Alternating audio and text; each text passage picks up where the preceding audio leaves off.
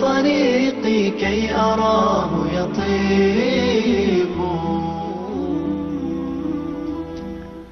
بسم الله الرحمن الرحيم. الحمد لله رب العالمين، وصلى الله وسلم على نبينا محمد وعلى آله وصحابته ومن تبعهم بإحسان إلى يوم الدين. أما بعد، فالسلام عليكم ورحمة الله وبركاته. Bienvenue chers frères, chères sœurs, dans ce cours dans lequel nous allons expliquer un livre simple, un livre qui traite de la croyance islamique, de manière résumée, de manière facile. Ce livre a été écrit par Cheikh Mohammed ibn Salih al-Uthaymin, rahimahullah, comme nous l'avons évoqué hier, et il s'intitule La profession de foi des gens de la sunna et du consensus. Dans ce cours aujourd'hui, nous allons commencer par l'explication de l'introduction. Évidemment, notre travail, ou mon travail, va consister à mettre en relief certains points cités par le cheikh et non pas expliquer du mot à mot. Introduction. Louange à Allah, Seigneur des mondes. La fin heureuse sera accordée aux pieux le jour du jugement dernier. Et l'inimitié d'Allah ne sera que pour les transgresseurs. Donc le cheikh commence par cette phrase d'introduction et je souhaite faire une petite parenthèse sur cette phrase très importante. La fin heureuse sera accordée aux pieux. Wal-aqibatu lil-muttaqin. La bonne fin, la fin heureuse sera accordée aux pieux. وقال الله تعالى والعاقبة للتقوى وقال تعالى والعاقبة للمتقين. Et donc si la fin heureuse est aux pieux, il est important de savoir ce qu'est la piété, et il est important de la pratiquer. La piété, pour faire simple, c'est obéir aux ordres et s'éloigner des interdits. La piété, c'est mettre entre soi et la colère d'Allah, la punition d'Allah, une protection. Comment? En accomplissant les obligations et en s'éloignant des interdits. Donc une personne qui applique les choses qu'Allah a ordonnées, qui s'éloigne des choses qu'Allah a interdites, avec l'intention, avec une sincérité et de la manière conforme à la tradition du prophète Mohammed sallallahu alayhi wa sallam, fait partie des pieux. Et une autre parenthèse qui est très importante de comprendre, c'est que ça ne fait pas partie de la condition pour être pieux de ne pas commettre de péché. Allah nous dit dans le Coran: Sabiqu ila maghfiratin min rabbikum wa jannatin arduha as-samawati wal ard u'iddat lil muttaqin. الذين ينفقون في السراء والضراء والكاظمين الغيظ والعافين عن الناس والله يحب المحسنين والذين إذا فعلوا فاحشة أو ظلموا أنفسهم ذكروا الله فاستغفروا لذنوبهم ومن يغفر الذنوب إلا الله ولم يصروا على ما فعلوا وهم يعلمون. Donc là il nous parle du paradis. وأعدت للمتقين. Le paradis, pour lequel on doit se concurrencer, a été préparé pour qui? Pour les pieux. Et ensuite il a cité certaines caractéristiques des pieux qui dépensent de leur argent, qui pardonnent les gens. Et aussi parmi leurs caractéristiques, وَالَّذِينَ إِذَا فَعَلُوا فَاحِشَةً أَوْ ظَلَمُوا أَنفُسَهُمْ ذَكَرُوا اللَّهَ. Quand ils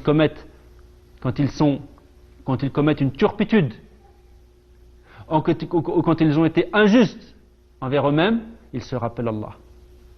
Dans certains tafasirs, dans certaines exégèses du Coran, وَإِذَا فَعَلُوا فَاحِشَةً, autrement dit quoi? L'adultère. أَوْ ظَلَمُوا أَنفُسَهُمْ, il y a un péché moins grave que l'adultère. Ça ne signifie pas évidemment que les gens pieux sont des gens qui commettent l'adultère. Non, non. Ça signifie qu'on peut être pieux et parfois commettre un péché. Mais la différence qu'il y a entre une personne pieuse et une personne qui n'est pas pieuse, c'est que la personne pieuse se repent sincèrement. Voilà la différence. Et à partir du moment où une personne se repent de son péché, quel que soit le péché, si elle est sincère, Allah accepte son repentir. et elle est considérée comme une personne pieuse. Et la bonne fin est réservée aux pieux. La fin heureuse est réservée aux pieux. Et les pieux, ce sont les bien-aimés d'Allah. Le pieux, ce sont les gens qu'Allah aime. Inna Allaha yuhibbul muttaqin. Allah aime les pieux. Donc c'était une parenthèse qui est très importante dans notre vie, où nous sommes tous éprouvés par des problèmes. Nous avons tous des choses qui nous tiennent à cœur. Nous avons tous des choses que nous voudrions voir se réaliser. Nous avons tous des choses que nous voudrions éviter. Nous sommes tous touchés par des choses qui peuvent nous affecter. Nous sommes parfois éprouvés dans notre santé, dans notre argent, dans notre famille. Mais la bonne fin est réservée aux pieux. La bonne fin est réservée aux pieux.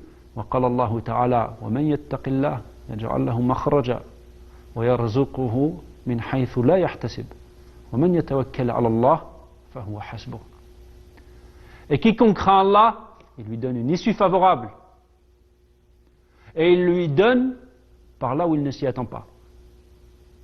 Et quiconque place sa confiance en Allah, Allah lui suffit. Regardez l'importance de la piété et d'être parmi les gens pieux. Puis le cheikh nous dit, j'atteste qu'il n'y a pas d'autre divinité digne d'adoration qu'Allah, unique, sans associé. Et j'atteste que Mohammed est son serviteur et messager, le dernier des prophètes et l'imam des vertueux, sallallahu alayhi wa sallam, ainsi que sur sa famille, ses compagnons et leurs successeurs de bonne foi jusqu'au jour de la résurrection. Donc là, évidemment, il a cité les deux attestations, qui est d'ailleurs la première obligation dans l'islam. La première obligation dans l'islam est d'attester que la ilaha illallah, que nul ne mérite d'être adoré sauf Allah, et que Mohammed est le messager d'Allah, sallallahu alayhi wa sallam. Ça, c'est un point important qu'il faut comprendre. C'est la première obligation. Et c'est prouvé notamment par le hadith de Mu'adh, c'est-à-dire le hadith lorsque le prophète Mohammed sallallahu alayhi wa sallam a envoyé Mu'adh au Yémen pour leur faire da'wah. Il lui a ordonné d'appeler les gens à quoi? La première chose, à la ilaha illallah Muhammad Rasulullah. Ensuite la prière, ensuite la zakat. Mais la première chose, la première obligation qui leur incombe, c'est d'attester que la ilaha illallah Muhammad Rasulullah. Celui qui atteste cette chose-là est un musulman. Celui qui refuse d'attester cette chose-là est un mécréant. Les croyants vont au paradis, les mécréants vont en enfer. Ça, c'est important. Les gens qui refusent d'attester cette chose-là, et pas simplement d'ailleurs, parce qu'il y a aussi des gens parmi les juifs qui nous disent « J'atteste qu'il n'y a pas de divinité sauf Allah ». Donc nul ne mérite d'être adoré sauf Allah. Et certains vont nous dire, c'est vrai, je reconnais la prophétie du prophète Mohammed. Il faut aussi le suivre. Il faut le suivre. Une personne qui voudrait continuer à pratiquer le judaïsme et qui dit, moi je crois que Mohammed est un prophète, mais je refuse de le suivre, ce n'est pas un musulman. Ça, c'était une autre petite parenthèse. Et donc, la traduction, j'atteste qu'il n'y a pas d'autre divinité digne d'adoration qu'Allah. Ça, c'est effectivement la bonne traduction de la ilaha illallah. La ilaha illallah, ce n'est pas traduit, ou ce n'est pas à traduire par nul créateur sauf Allah, ou nul capable d'inventer sauf Allah. Ça, c'est pas une bonne traduction. C'est pas une bonne traduction. Là, on pourrait me dire, oui, mais c'est vrai. Ah oui, c'est vrai. Il n'y a pas de créateur sauf Allah. Mais est-ce que ça signifie que c'est le sens de la ilaha illallah? Non, ce n'est pas le sens de la ilaha illallah. Le sens de la ilaha illallah, c'est nul ne mérite d'être adoré sauf Allah. Qu'est-ce qu'Allah nous dit dans le Coran? Wala in sa'altahum man khalaqahum yaqulunna Allah. Et si tu leur demandais aux messagers, si tu demandais aux politistes qui les a créés, qui vous a créé, qu'est-ce qu'ils répondraient? Ils répondront c'est Allah. Donc le message, la base du message de l'islam, c'est quoi? C'est nul ne mérite d'être adoré. N'adorez pas des pierres, n'adorez pas des statues, des morts, des anges, des gens vivants. Non. Adorez exclusivement Allah. Quant au fait que Allah est le créateur, c'est une chose qui a été reconnue. Et qui était reconnue à l'époque du prophète Mohammed sallallahu alayhi wa sallam. Les polythéistes savaient que Allah est le seul et unique créateur, comme le prouve le verset que nous venons de citer. Et donc effectivement, le prophète Mohammed sallallahu alayhi wa sallam est le dernier des prophètes. La nabiyya ba'di. Le prophète Mohammed sallallahu alayhi wa sallam nous a dit il n'y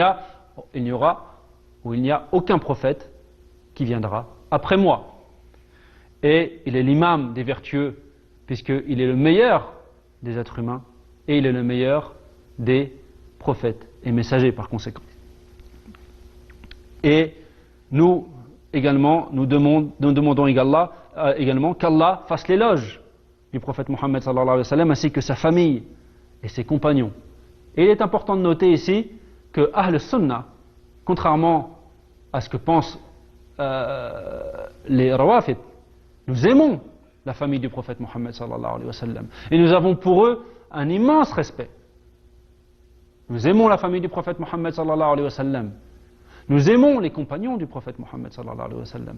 Il n'y a pas de contradiction dans nos cœurs entre la famille du prophète Mohammed sallallahu alayhi wa sallam et les compagnons. Nous les aimons. Et nous avons d'ailleurs, pour les compagnons qui sont de la famille du prophète Mohammed sallallahu alayhi wa sallam, un amour particulier.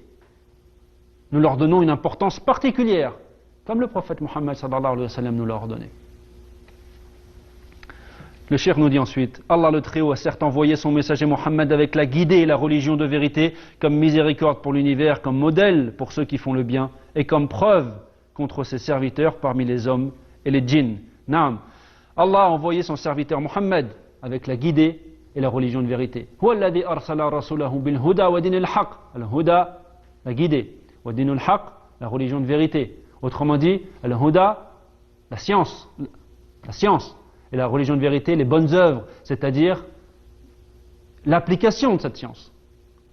Donc Allah, il a envoyé le messager avec la science pure, la science authentique, et il a envoyé son messager avec l'application authentique de cette science. Non, comme miséricorde pour l'univers. C'est vrai, le prophète Mohammed sallallahu alayhi wa sallam est une miséricorde pour l'univers. Cette religion est une miséricorde pour l'univers. Nous, les musulmans, il faut qu'on comprenne cette chose-là, et il faut qu'on l'applique, et il faut qu'on la transmette aux gens. Cette religion est une miséricorde pour les gens. Ce n'est pas un châtiment pour les gens. Tristement, à notre époque, beaucoup de musulmans ne font pas ressentir cette chose-là aux mécréants. Et ils ont de l'aversion à l'égard de l'islam, parfois à cause des médias, et parfois également à cause de certains actes que des personnes de notre communauté commettent. Alors que cette religion et ce prophète sont des miséricordes pour toute l'humanité. Et Allah, il nous dit, le cheikh, Allah a montré à travers lui et à travers ce qu'il lui a révélé du livre, c'est-à-dire le Coran, et de la sagesse, la Sunna, tout ce qui est bénéfique aux serviteurs d'Allah. Tout ce qui est bénéfique aux serviteurs d'Allah et améliore leur état ici-bas et pour l'au-delà.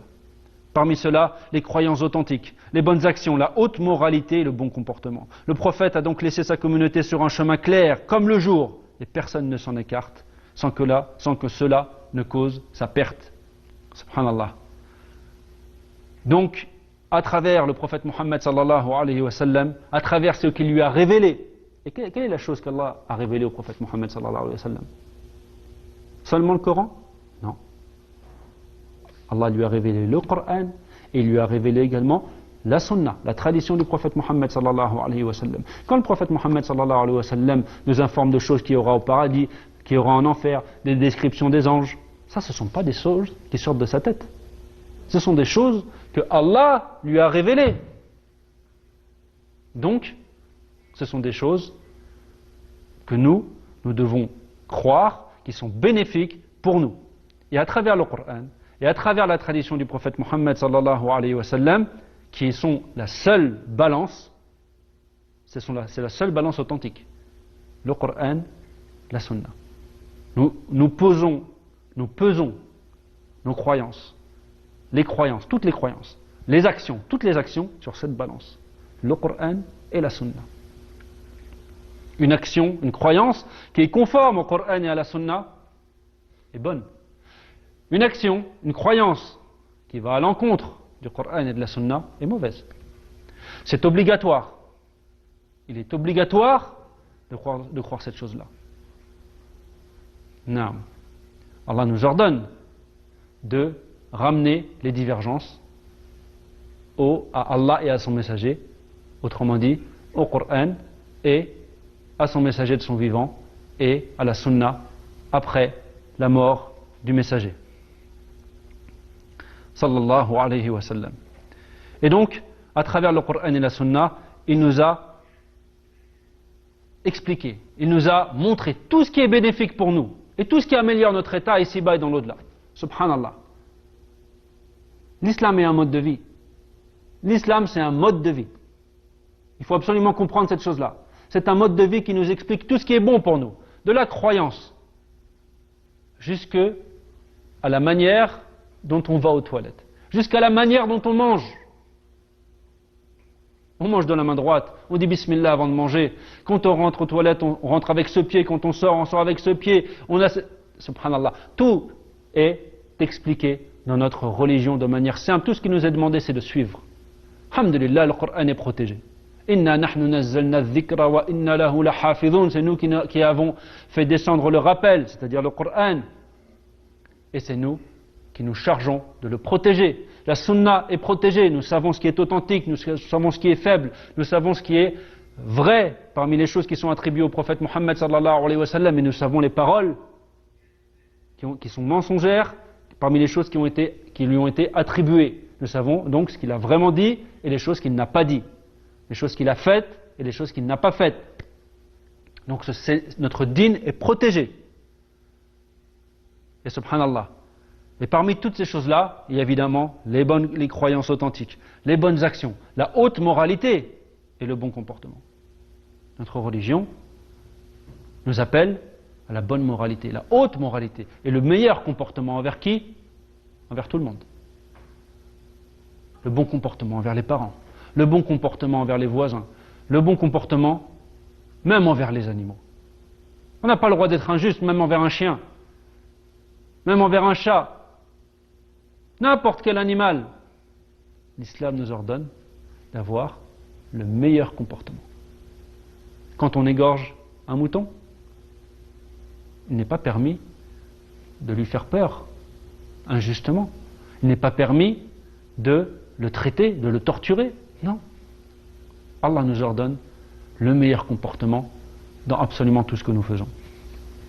Et donc, il nous a évidemment laissé sur un chemin clair comme le jour. Et évidemment, dans les choses qui sont citées ici, le cheikh, dans l'introduction, nous fait référence à des hadiths et à des versets. Je me contente d'expliquer brièvement. Ceux de sa communauté qui ont suivi ce chemin ont répondu à l'appel d'Allah et de son messager. Ce sont eux les meilleurs de la création. Parmi eux, on compte les compagnons du prophète Mohammed, sallallahu alayhi wa sallam, leurs successeurs, at-tabi'in, et les successeurs de ceux-ci de bonne foi. Ils mirent en pratique sa législation et s'attachèrent fermement à sa sunna, que ce soit dans leurs croyances, leurs actes d'adoration, leur éthique ou leur comportement. De ce fait, ils devinrent le groupe qui ne cessa d'être sur le chemin de la vérité triomphant. Nul mal ne venant de la part de ceux qui ont refusé de leur porter secours ou de ceux qui les ont contredits ne les atteindra. Et envers et contre tout, ils resteront sur cette voie jusqu'à ce que vienne l'ordre d'Allah le Très-Haut le jour du jugement. Donc ça, évidemment, cette phrase fait également référence à un hadith du prophète Mohammed sallallahu alayhi wa sallam, la dernière phrase. Et naam, ceux de sa communauté qui ont suivi ce chemin, donc parmi les compagnons, parmi les tabi'in, parmi ceux qui les ont suivis, tabi'in, et les imams de notre communauté, naam, ceux-là sont les meilleurs de cette communauté et ce sont les meilleurs suiveurs des prophètes également. Les compagnons sont les meilleurs disciples des prophètes. Parmi eux, donc, on compte les compagnons du prophète Mohammed sallallahu alayhi wa sallam. Et évidemment, ici, une parenthèse très importante. C'est que, qui sont nos héros? Qui sont nos héros? Est-ce que nos héros sont des footballeurs? Est-ce que nos héros sont des gens qui ont des coupes de cheveux, subhanallah, c'est des coupes de cheveux incroyables. On dirait celui qui leur a fait la coupe de cheveux, c'est des architectes, c'est plus des coiffeurs. Est-ce que nos héros, ce sont des gens qui tapent dans un ballon, qui ont des tatouages partout, qui sont mal élevés ou mal impolis, on va dire, pour beaucoup d'entre eux? Est-ce que ça, c'est un acte héroïque? Ou encore, est-ce que on va prendre pour héros des gens qui ont secouru la cause dans d'autres communautés? La cause d'autres communautés? Peut-être qu'effectivement, il y a des généraux qui ont combattu pour certains pays, pour délivrer certains pays de certaines communautés occidentales, ou je ne sais pas. Est-ce que ça, ce sont nos héros? Est-ce que véritablement, ils ont combattu pour une cause qui mérite qu'on les traite comme des héros? Ou bien nos héros, et les héros qui méritent qu'on les traite comme tels, ce sont des gens qui ont cru au message des prophètes. Et notamment les compagnons du prophète Mohammed sallallahu alayhi wa sallam, radiyallahu anhum, qui ont patienté sur la faim, qui ont patienté sur la torture. Certains d'entre eux se sont fait tuer. Ils ont émigré. Parfois, ils ont émigré 2 fois. Ils ont subi. Ils ont patienté sur la pauvreté. Pourquoi? Pour Allah. Qui sont nos héros? Qui prenons-nous pour héros? Des chanteurs? Des rappeurs? Des gens qui n'appellent qu'au mal toute la journée? Qui ne disent que des bêtises? Qui sont nos héros? Ou bien des gens comme Mus'ab ibn Umair radiyallahu anhu, qui a combattu et qui est mort pour Allah, et que lorsqu'il est mort, il avait que un vêtement. Quand il recouvrait ses pieds, sa tête dépassait. Et quand il recouvrait sa tête, ses pieds dépassaient. Quand il est mort. Mais il faisait partie des bien-aimés d'Allah. Ou bien d'autres qui se sont fait torturer, qui se sont...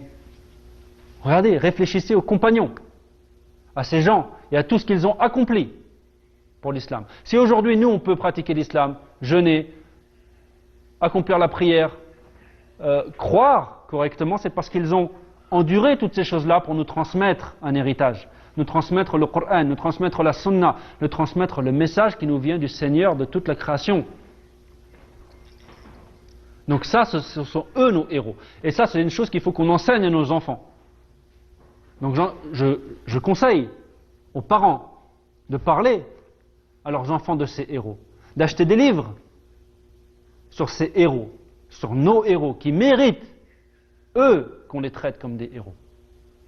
Surtout à notre époque où les jeunes sont influencés par des gens qui ne méritent pas d'être des influenceurs. Ceux par qui on doit être influencé, ce sont les gens qui sont devenus des bien-aimés d'Allah. Des gens qui sont devenus des gens proches d'Allah, qui quand ils invoquaient, leurs invocations étaient exaucées. Ceux qu'Allah a élevés par leur piété, par leur sincérité, par leur attachement à leur religion, par leur attachement à l'amour qu'ils avaient à l'égard du Seigneur de toutes les créations et du prophète Mohammed sallallahu alayhi wa sallam. Je demande à Allah subhanahu wa ta'ala qu'il nous donne une bonne fin, qu'il nous accorde une fin heureuse dans toutes nos affaires. Je demande à Allah qu'il nous permette d'être parmi les pieux, d'être parmi ceux qui le craignent. Je demande à Allah qu'il nous permette de suivre correctement les compagnons du prophète Mohammed sallallahu alayhi wa sallam, et évidemment le prophète Mohammed sallallahu alayhi wa sallam, qui nous permettent d'aimer ces gens qui se sont sacrifiés pour appliquer correctement la religion. Je demande à Allah subhanahu wa ta'ala qu'il secourt nos frères et nos sœurs qui sont sous le joug d'injustes dans le monde entier. Certains parmi eux ont des bombes qui tombent sur leur tête, sont menacés, pendant que nous vivons dans la tranquillité, que nous mangeons, nous buvons et nous dormons dans la tranquillité. Nous demandons à Allah qu'Allah secourt l'islam, qu'Allah secourt les musulmans et qu'il nous permette de suivre la science et les bonnes œuvres et qu'il nous permette donc d'appliquer cette science de manière correcte et qu'il nous fasse entrer au paradis par sa miséricorde et qu'il nous sauve de l'enfer et du supplice de la tombe. Hadha wallahu a'lam. Wa sallallahu wa sallam ala nabina Muhammad. Wassalamu alaikum wa rahmatullahi wa barakatuh.